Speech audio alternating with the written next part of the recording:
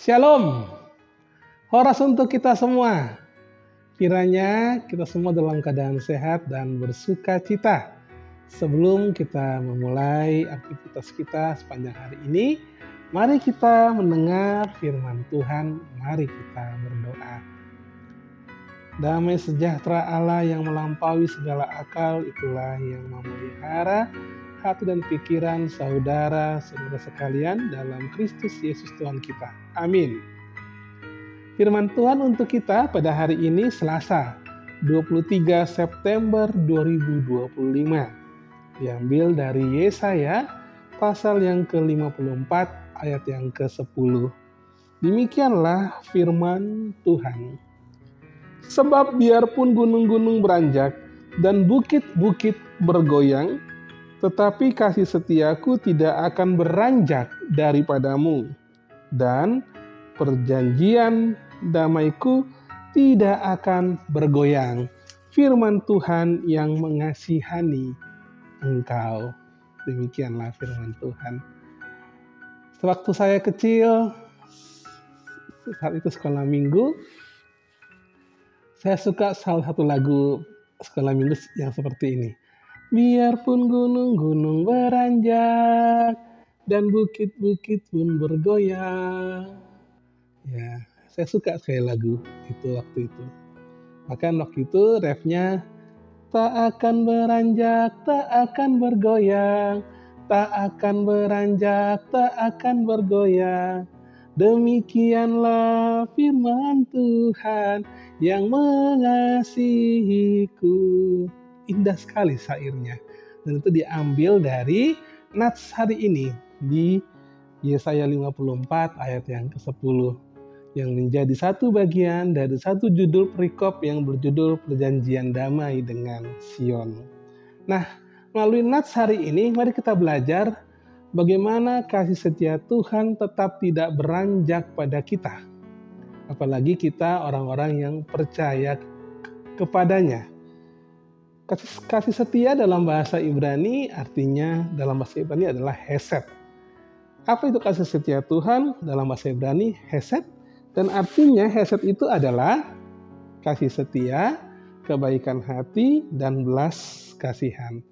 Nah, kalau kita terapkan dalam nats ini berarti bahwa kasih setia Tuhan, kebaikan Tuhan, belas kasihan Tuhan tidak akan beranjak sekalipun gunung-gunung beranjak, sekalipun bukit-bukit bergoyang.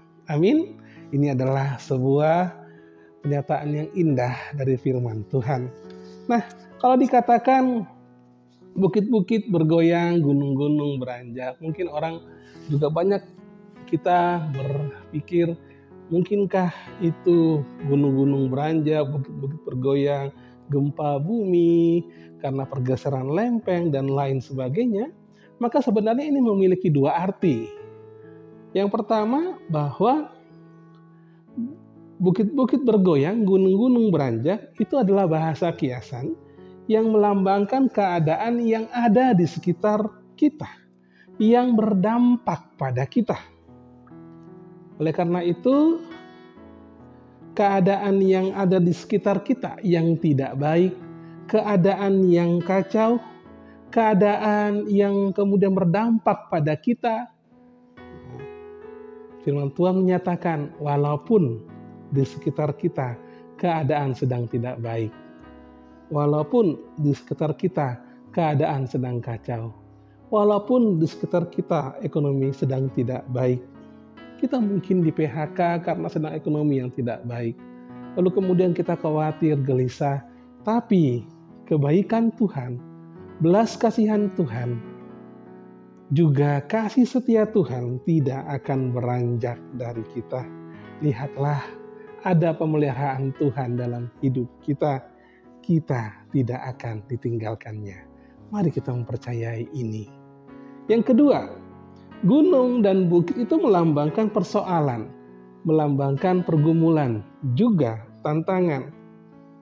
Oleh karena itulah, berat pun permasalahan, berat pun tantangan, berat pun pergumulan yang datang kepada kita, baik karena ulah kita sendiri, tetapi Tuhan tetap baik. Tuhan tetap setia kepada kita. Tuhan tetap berbelas kasih kepada kita. Masih ada pertobatan yang Tuhan sediakan bagi kita. Dia tetap setia menunggu kita. Kita mungkin merasa bahwa nggak mungkin lagi aku bisa berdamai dengan Tuhan karena kejahatan yang besar yang sudah saya lakukan. Mungkin Tuhan jijik melihat saya.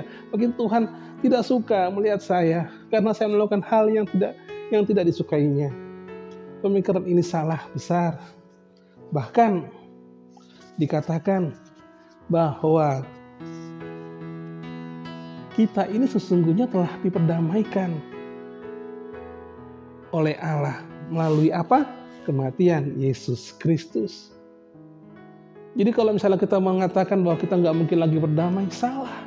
Karena sesungguhnya kita telah diperdamaikan oleh Allah. Roma 5 ayat 10 mengatakan, sebab jikalau ketika kita masih seteru, diperdamaikan dengan Allah oleh kematian anaknya, lebih-lebih kita, yang sekarang telah diperdamaikan, pasti akan diselamatkan oleh hidupnya. Artinya bahwa kita ini sudah diperdamaikan oleh kematian Yesus. Dan di dalam namanya lah ada hidup. Di dalam namanya lah ada kehidupan, ada pemulihan. Sehingga ketika kita pun merasa bahwa mungkin Tuhan tidak suka dengan kita, Tuhan jijik dengan kita, masih ada perdamaian dengan Tuhan. Ketika kita mau bertobat, mengakui segala dosa kita di dalam nama Tuhan Yesus Kristus. Dahulu Allah membuat perjanjian damai dengan Sion. Dan perjanjian damai itu tidak bergoyang seperti firman Tuhan hari ini. Oleh karena itu perjanjian damai itu kemudian diperluas. Bukan hanya untuk Sion, bukan hanya untuk orang Israel, tapi untuk orang-orang non-Israel, orang-orang di luar Yahudi. Itulah dengan kematian Yesus, sehingga barang siapa yang percaya kepadanya tidak akan binasa, melainkan beroleh hidup yang kekal. Oleh karena itu betapa indahnya perkataan perjanjian damaiku tidak akan bergoyang. Nah, rekan-rekan yang terkasih, Bapak, Ibu, saudaraku, adik-adikku sekolah minggu yang terkasih dalam Yesus Kristus, walau saat ini kita ada di tengah-tengah masalah, walaupun semua orang mengecewakan kita, ingatlah kasih setia Tuhan yang menyertai kita. Ingatlah belas kasihan Tuhan yang menyertai kita. Kita tidak akan ditinggalkannya. Nah, bahkan mungkin saat ini kita mengecewakan Tuhan. Tapi Ia menunggu pertobatan kita. Ia menunggu pertobatan kita dengan setia. Sungguh bahagia kita yang percaya pada Yesus Kristus ini. Sungguh inilah firman yang akan menguatkan kita bahwa Tuhan tidak meninggalkan kita. Amin. Mari kita berdoa. Bapa dalam surga, Allah yang kami sembah dalam nama Tuhan Yesus Kristus, kami bersyukur pagi ini kalau kami boleh bangun Tuhan dalam keadaan sehat. Kami boleh menghirup udara pagi, kami boleh melihat indahnya matahari pagi. Semua karena kasih setia Tuhan. Semua karena belas kasihan Tuhan dalam hidup kami. Terima kasih ya Tuhan, kasih setiamu tidak beranjak.